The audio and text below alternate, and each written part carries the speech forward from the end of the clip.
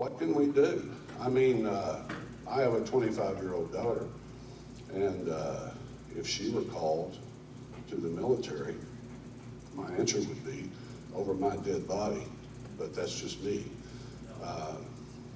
100,000 women have deployed to these desert wars as mothers. I was talking to this young man back here last night who is an active duty soldier and has been there seated. I haven't. But 100,000 women have deployed as mothers. 2 million people have deployed as parents to these wars.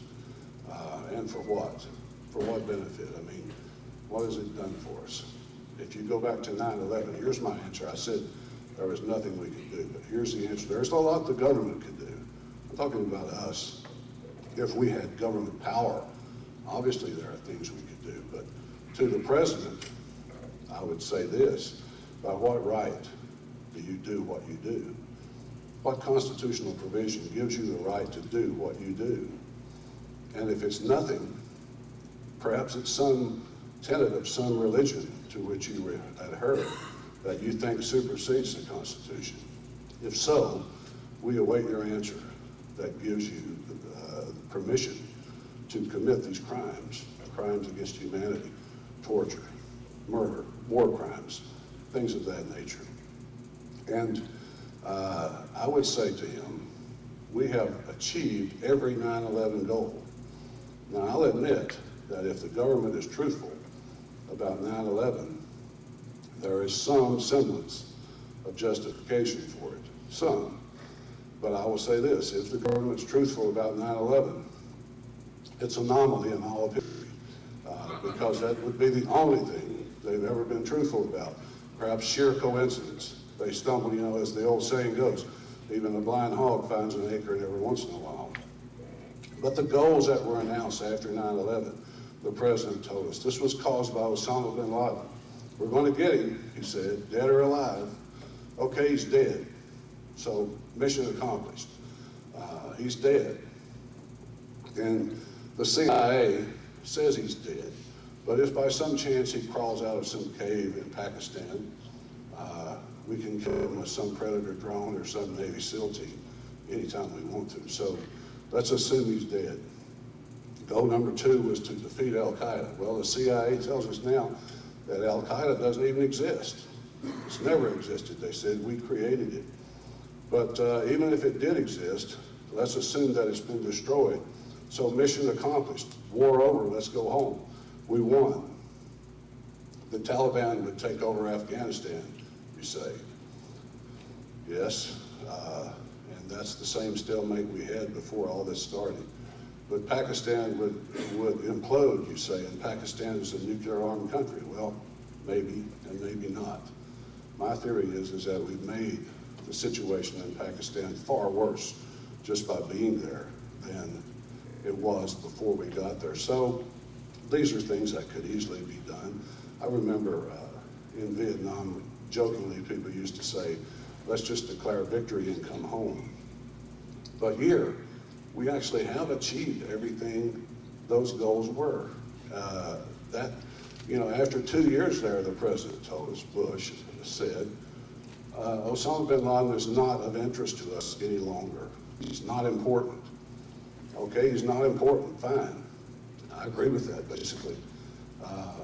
And we have defeated Al-Qaeda. Why can't we come home? Why can't we come home now? I mean, we've been fighting for 68 years, really. Think about it.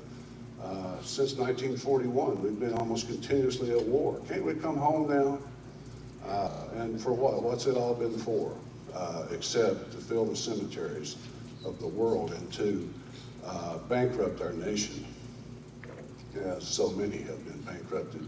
Of course, the Russians bankrupted in Afghanistan. Unfortunately, we rebuilt their industry for them, especially their petroleum industry.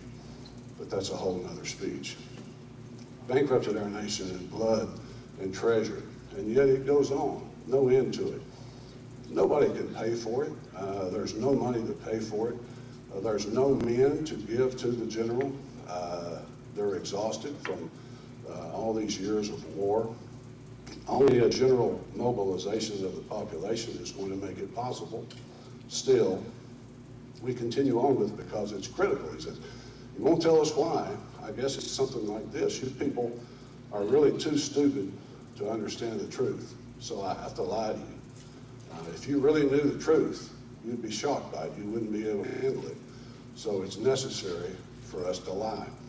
Now let's say that you were a business person, like I am. You had employees, and you gave an employee an assignment. For me, I might say to this lawyer, this is your case, go out and do this with it. And he came back and he told me a string of lies. And he said, now, Darrell, I have to tell you, everything I said to you is a lie because you're just too stupid to understand the truth. What would I say to that person? You're fired. And that's what we should say to all these people. You're all fired. Republicans too.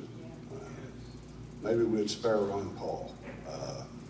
But if he has to be sacrificed, so be it. It's just collateral damage. But anyway, those are some things that we can do. When the recruiter comes calling, we can say no.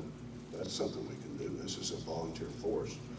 I feel guilty in one sense, telling you that, but truth is truth. And we have to resist, to be a voice of resistance. We couldn't kill these people any longer. It's unconscionable, it's immoral. It's unconstitutional, obviously, but it's so much more than that. That's one reason. It's barbaric, that's another reason. So I get the impression Jim's about to give me the hook here. So I'll let you go with that. And I will tell you that once again, I appreciate so much you being here and listening to us. Just participating in these meetings is such a help to all of us. And it's so good to be among people of like mind. I mean, you may disagree with everything I've said. That doesn't mean we're not of like mind about most things. So thanks again for coming, and thanks for listening.